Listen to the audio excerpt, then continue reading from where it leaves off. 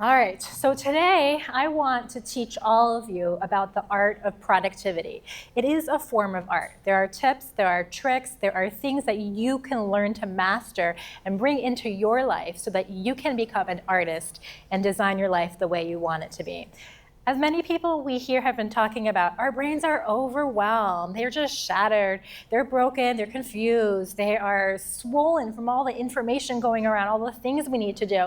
That's not what we want for you. We want to be relaxed. We want to be happy. We want to be calm. We want to know that we have things under control. We want to be able to be our best selves.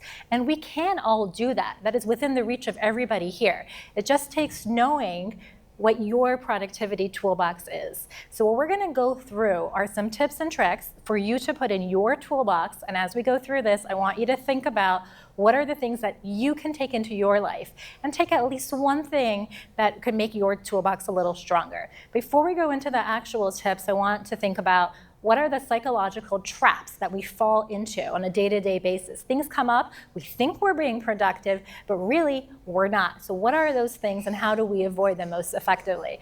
The first one is multitasking. Multitasking is bad. You can lose, what was it? It was 40% of your efficiency by task switching all the time. You use mental energy whenever you go from one task to another. So I want you to focus on one thing at a time, put it on a list, have the time to do it.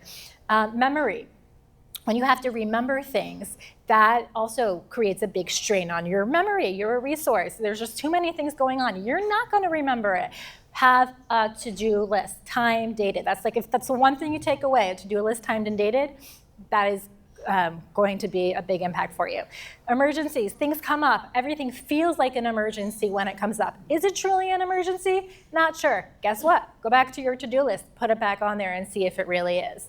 Clutter. If you can't find something in your house, everything needs to have a place in order to keep it organized. The same with your workload, whether it's having a Google Drive folder in a way that's structured properly, or back to your to-do list. We want you to have something to manage all of that.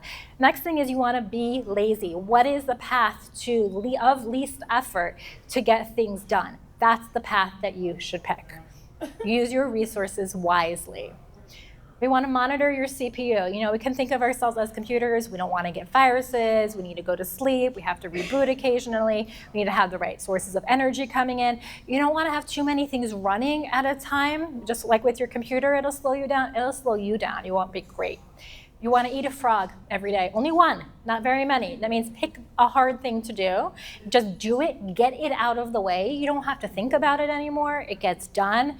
It's off your list. You're a lot happier and calmer. And you're making progress. Now, if you invest 15, 30 minutes a week of your time into making something work better, you're going to gain a lot more time. So invest your time wisely so that over time you'll have a lot of dividends in more time, more efficiently.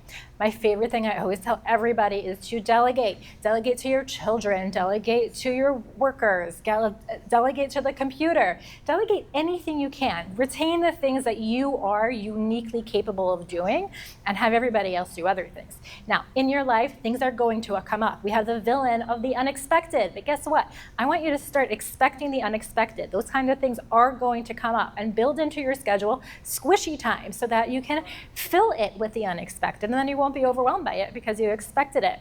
No one is ever too old for incentives. I want you to incentivize yourself, reward yourself for any good achievement, anything hard that you did, and if it takes an incentive to get you to do the work, do that. You also need boundaries from your home, from your work, between your work and what you're focusing on and what you're not, tools that will keep turn your email off, that will keep you focused at home, that will take away any distraction so you can be fully present. And then always we want to satisfice. So satisfice means that you're not being a perfectionist.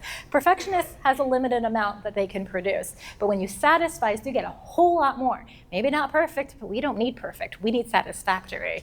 So then you are going to stop thinking and start doing. People tend to overthink. We do not want you to overthink. Think about it to a certain extent and then just say, I'm going to start doing it. And take that piece of action and move forward. Now, I want you to take all these tips, pick one thing, and always Just pick the one thing that is going to make your life easier. And you can be that productivity champion. It's one step at a time, one thing at a time, focusing on one thing at a time, and you can take home that trophy for yourself as well. Good luck.